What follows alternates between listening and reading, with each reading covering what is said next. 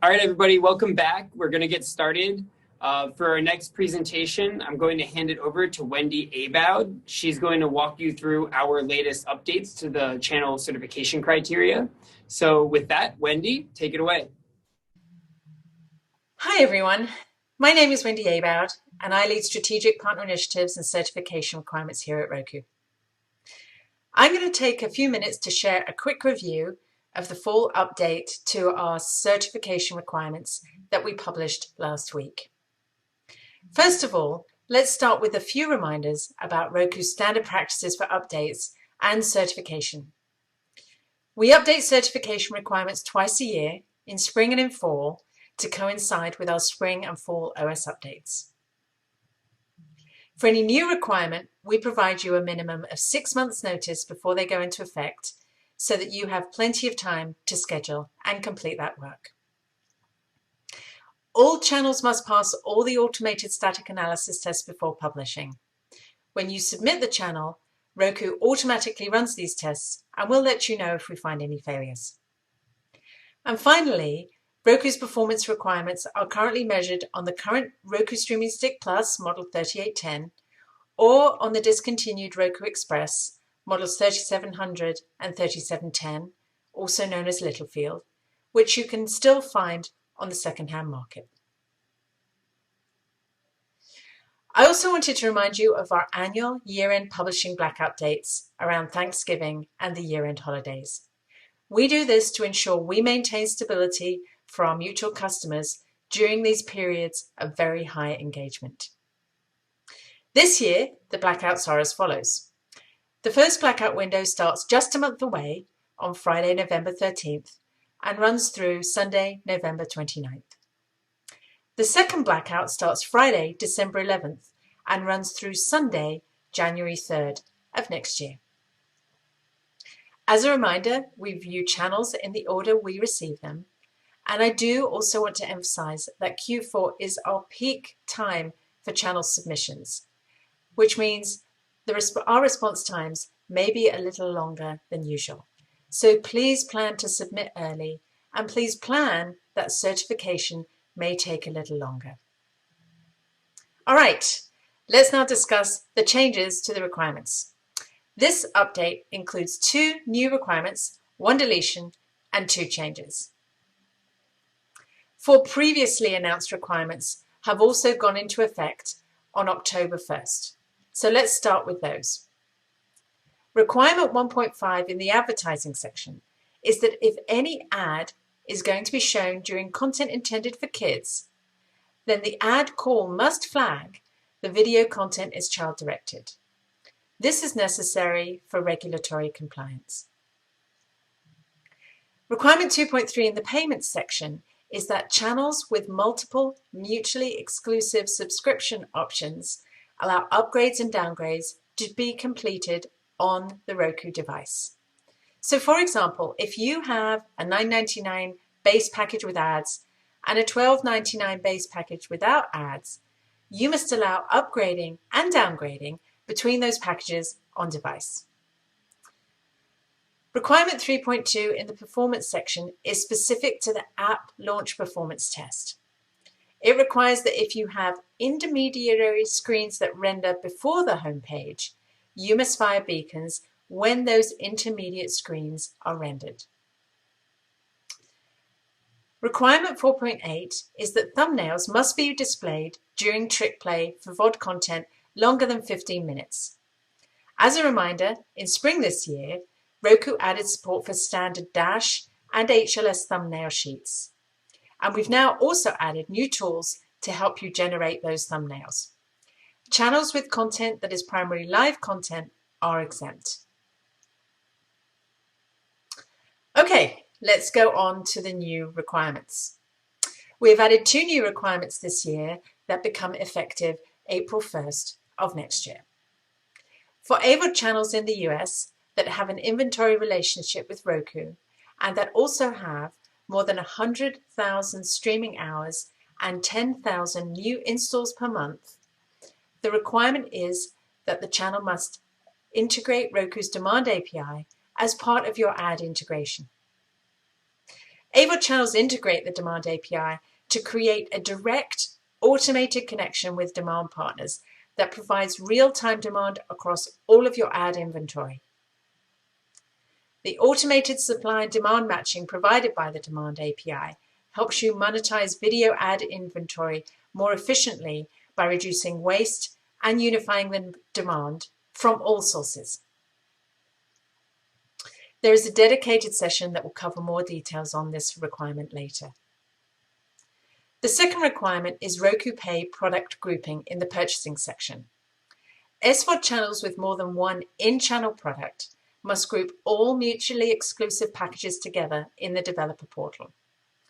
This means if you have packages that users should not have concurrently, so for example, a $9.99 base package with ads and a $12.99 base package without ads, you should group them so users can't sign up for both at the same time and be double billed.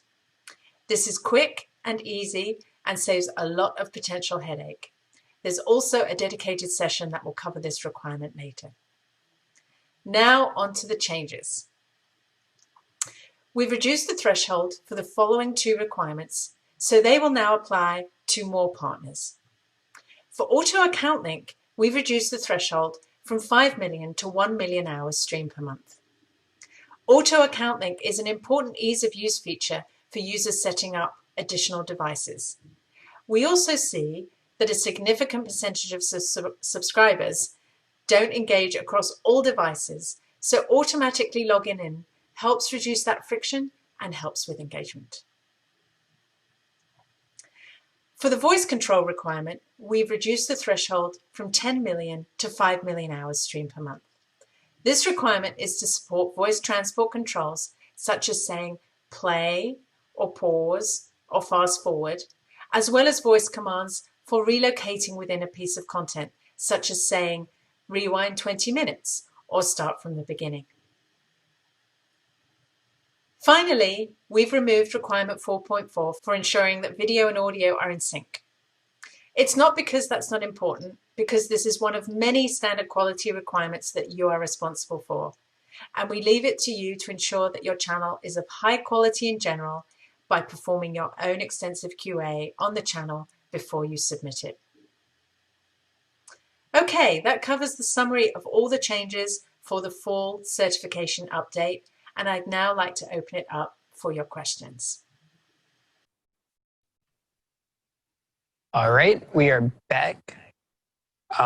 Wendy, the panelists, thank you for unmuting your videos. Hi, welcome all. So Wendy is joined by a couple additional panelists. As you can all see, Ruth is back on the line. Thanks for hopping back on, Ruth. We're also joined by Pam Pauley. She heads up our partner success team, and many of you are likely familiar with her as well. Welcome, guys. And so before we begin the Q&A, I do just have a quick clarification as well. So there was a little bit of a bit of incongruence in Wendy's speech and the slides. So just so everybody knows, the trick play requirement is indeed requirement 4.7. It was previously 4.8, which is what Wendy dictated, but due to the redaction of requirement 4.4, it became 4.7. So I just wanted to make sure everybody's on the same page about that. So with that, we can open things up for Q&A. And we do have a question from Matt Hardwick. Matt, I promised you we'd get to it in this round. So the question is, how are exemptions being handled in the world of automated cert and self-cert? I can go ahead and take that one. So right now, all of the exemptions will be handled through the partner managers. The exemption process isn't streamlined through our automated services yet. So you're still going to reach out to your normal partner manager or partner success when dealing with exemption handling. Awesome. Thank you. All right. So a question has come in about requirement 3.2 for app dialog beacons. And so the question is, if a channel does not have any pages before the home, how do you avoid the warning message from the static analysis tool? So that one, I can take that one even. The warning message is just a warning to let you know. that there may be an issue here. The static analysis tool itself isn't advanced enough to detect whether or not there is some intermediary screen. And so you can view that just as informational, and for your purposes, you can ignore it. Only an error will block the channel from submitting.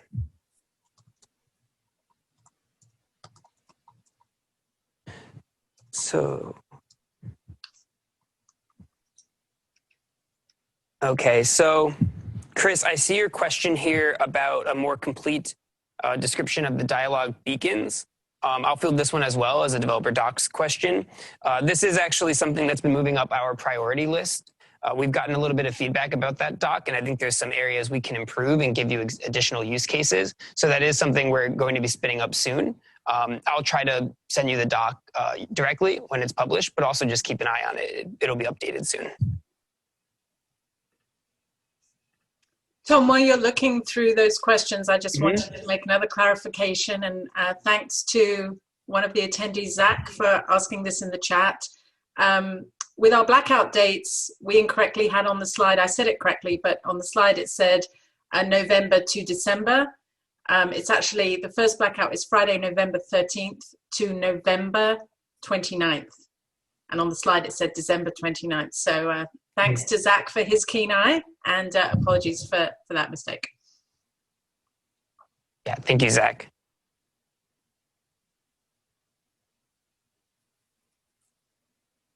Oh, that's an interesting question. So Sean Wood is asking if there's a way, so regarding product groups, he's asking if there is a way using the Channel Store API to see whether what group a given product belongs to. I'll open it to you all, but I don't believe we have one today. Yeah, I don't believe so. So so a couple things on that. So our VP of Roku Pay is going to be presenting actually next. And so you could pose the question then as well.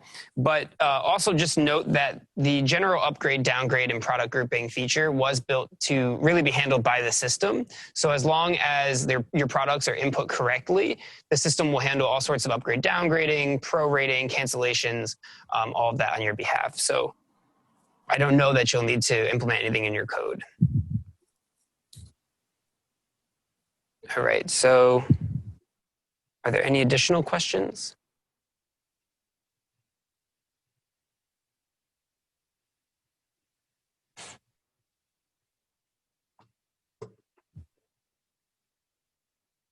All right, it looks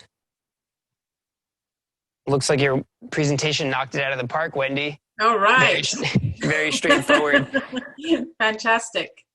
Yeah. And although there's no questions on it, there will be a session dedicated to the demand API in just a little bit as well. So you can keep an eye out for that and stay tuned in. So since I'm not seeing any more questions coming in, I think we can just go ahead and proceed with the program. And maybe a benefit of that will be we have more time for Q&A at the back end during the engineering panel. So, all right. Thank you so much, panelists, for hopping on. Really appreciate it. Bye, everybody. Thanks for attending. Thank you. Awesome.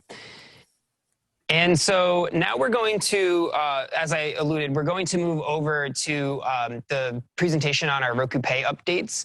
Jason Korosek, our VP of Roku Pay, is going to update you all on all the updates and enhancements we've rolled out to Roku Pay since this summit last year. There's some really exciting stuff, as we alluded to, even around upgrade, downgrade. So with that, I'm going to open the floor to Jason.